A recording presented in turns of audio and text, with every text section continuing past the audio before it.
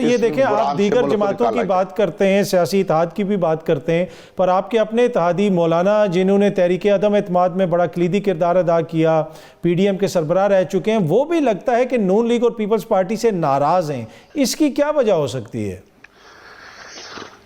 جی مولانا صاحب کو بھی جس طرح باقی جماعتوں کو الیکشن کے نتائج پہ کافی خدشات ہیں، تحفظات ہیں، انہیں بھی ہیں، لیکن ہم کوشش کر رہے ہیں کہ وہ ملک کی خاطر، پاکستان کی خاطر اس پیچھے جو ہو گیا اس کو چھوڑے، آگے کی طرف دیکھیں۔ میں بھی ان سے آپ کے ذریعے کاظمی صاحب ریکویسٹ کرتا ہوں کہ عدم اعتماد میں ہم نے ان کے کہنے پہ کافی ان کا ساتھ دیا تھا، تو بطور ایک ان کے چھوٹے بھائی ہونے کے ناطے میں بھی مولانا فضل الرحمان صاحب سے ریکویسٹ کرتا ہوں کہ اس وقت الیکشن یا سیاست کو نہ دیکھیں، پاکستان کو دیکھیں۔ پاکستان جس نے ہمیں سب کو عزت دی ہے وہ اس وقت شدید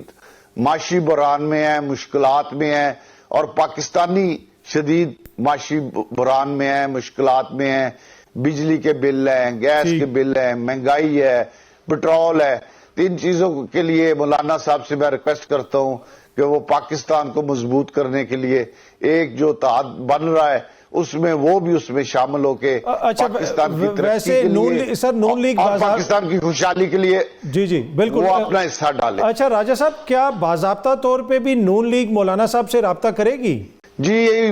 مولانا صاحب ہمارے لیے بڑے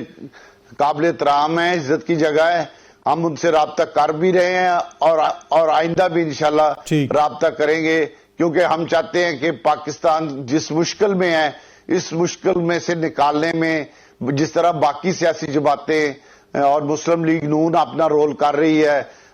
میاں نواز شریف اور میاں شہباز شریف کی قیادت میں، اسی طرح مولانا بھی اس میں ضرور حصہ ڈالیں تاکہ تاریخ میں یہ لکھا جائے۔ ٹھیک ہے، آپ بار بار ملک کی بات کرتے ہیں اور بڑی اچھی بات کرتے ہیں کہ ملک کو ہم نے آگے لے کے چلنا ہے۔ مشاہد حسین صاحب نے کہا کہ اگر ہم نے ملک کو آگے لے کے چلنا ہے تو تحریک انصاف کے ساتھ بھی بیٹھنا ہوگا، ان سے بھی مصالحت کرنی ہوگی۔ آپ نہیں سمجھتے سر کہ ان سے بھی بات چیت ہونی چاہیے، یا آپ سمجھتے ہیں کہ نہیں ان سے بات چیت نہیں ہونی چاہیے؟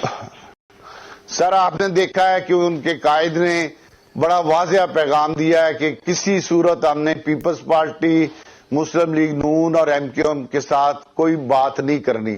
تو وہ اتنا غرور میں ہے، اتنا وہ دہشت گرد ہے، اور اس نے جو حرکتیں کی ہیں پاکستان کے خلاف، اور جو اس نے سائفر لہرایا ہے، جو اس نے ڈکیٹیاں کی ہیں، بزدار جیسا نالائق جاہل آدمی پنجاب صوبے میں وزیر اعلیٰ بنا دیا، تو ہمیں بھی اس سے بات کرنے کا شوق نہیں ہے۔ وہ پاکستان کا مخالف ہے، ہم اسے ایک دہشت گرد سمجھتے ہیں، اس لیے ہم بھی اس سے بات کرنے کے لیے تیار نہیں۔ اچھا سر، آپ نے تو بڑے سنگین الزامات بھی ان پہ لگائے۔ انہوں نے علی امین گنڈا پور صاحب کو خیبر پختونخوا میں وزیر اعلیٰ نامزد کر دیا ہے، اس نامزدگی کو آپ کیسے دیکھتے ہیں، کیونکہ آپ نے ماضی میں بھی اس کے اوپر تنقید کی تھی؟ دیکھیں جی، وہ ہر وقت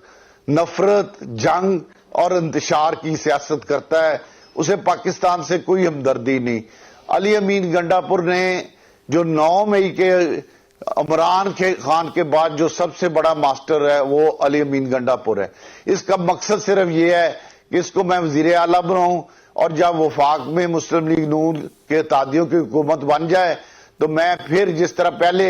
وفاق پہ پرویز خٹک صاحب کی قیادت پہ اس شخص نے حملہ کرایا تھا اور شدید وہاں پہ فائرنگ ہوئی، میرا خیال 1-2 لوگ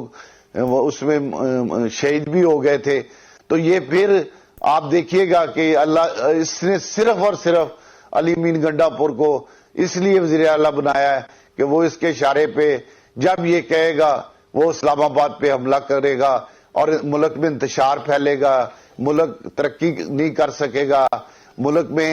یہ افراتفری پیدا کرنے کی کوشش کرے گا۔ یہ ایک دن نہیں جائے گا کہ ملک میں سیاسی استحکام آئے اور معاشی استحکام آئے۔ سر خدا نخواستہ ہم سب کی خواہش ہوگی، آپ کی بھی خواہش ہے کہ ایسی صورتحال کبھی نہ آئے، لیکن پھر آپ سمجھتے ہیں کہ ادھر خیبر پختونخوا میں اتنا بڑا مینڈیٹ ان کو عوام نے کیوں دیا؟ اگر یہ لوگ اس قسم کے ہیں تو کیا عوام وہاں پہ سمجھتی نہیں ہے کہ ان کو مینڈیٹ نہیں دیا جانا چاہیے؟ یہ کاظمی صاحب ہماری قوم کی بدقسمتی ہے کہ وہ اس شخص کو سمجھ نہیں پا رہے۔ اس نے پتہ نہیں کیا جادو کیا ہوا ہے کہ لوگ ہم جب لوگوں کو یہ بتاتے ہیں، ثبوت کے ساتھ بتاتے ہیں، ہر چیز ثابت کرتے ہیں، پیپر پہ ثابت کرتے ہیں، لیکن وہ کہتے ہیں نہیں جی آپ غلط کہہ رہے ہیں، یہ تو فرشتہ ہے۔ اب اس نے اس طرح کا بچوں کا ذہن بنا دیا، اس طرح گالی گلوچ کا ماحول پیدا کر دیا، ایک تلخی۔ یقین جانے کہ ان کے جو ووٹر ہیں ان کو سلام کریں۔ اسلام میں ہے کہ جب کوئی آپ کو السلام علیکم کہے تو آپ وعلیکم السلام کہیں، لیکن یہ سلام کا جواب دینا بھی گناہ سمجھتے ہیں۔ اس حد تک اس نے بچوں کے میں نفرت پیدا کر دی ہے، اور یہ آدمی پاکستان میں سیاسی عدم استحکام کی کوشش کرے گا، معاشی عدم استحکام کی کوشش کرے گا، اور یہ کسی صورت پاکستان میں یہ دو چیزیں کوشش کرے گا کہ نہ ہوں۔ اچھا سر، آپ نے